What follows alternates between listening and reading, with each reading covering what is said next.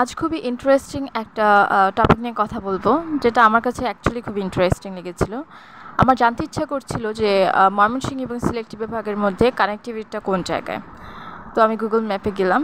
তো সেখানে যা দেখতে পেলাম, কলমাকান্দা যেটা ময়মনসিংহ বিভাগে অবস্থিত এবং তাহিরপুর সুনামগঞ্জ যেটা হলো সিলেট বিভাগে অবস্থিত, এই দুটার মধ্যে একটু খুবই সুন্দর একটা কানেকশন আছে।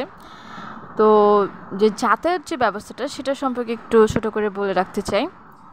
কলমাকান্দা থেকে মোহনগঞ্জ দিরাই হয়ে সুনামগঞ্জ শহরে যাওয়া যাবে, অথবা কলমাকান্দা থেকে দুর্গাপুর হয়ে তাহিরপুরে যাওয়া যাবে, যেটা সুনামগঞ্জের একটি উপজেলা, টাঙ্গুয়ার হাওরের পাশে। তো এই ছিল যাতায়াত ব্যবস্থা। আমি অ্যাকচুয়ালি কখনো যাইনি, তাই আমি অ্যাকচুয়ালি শিওর হয়ে বলতে পারছি না। এটা আমি চ্যাট জিপিটিকে জিজ্ঞেস করলাম, তো চ্যাট জিপিটি আমাকে এই বিষয়টা আর কি বললো। তো আসা যাক প্রাকৃতিক সৌন্দর্যের বিষয়ে। কলমাকান্দা হলো নেত্রকোনা জেলার একটি উপজেলা এবং ভারতের মেঘালয় রাজ্যের সঙ্গে সীমানা ভাগ করে এটি। এখানে রয়েছে খুব ছোট ছোট পাহাড়, ঝর্ণা, পরিষ্কার নদী যেমন সোমেশ্বরী নদী, আর গারো সম্প্রদায়ের বসবাস। আর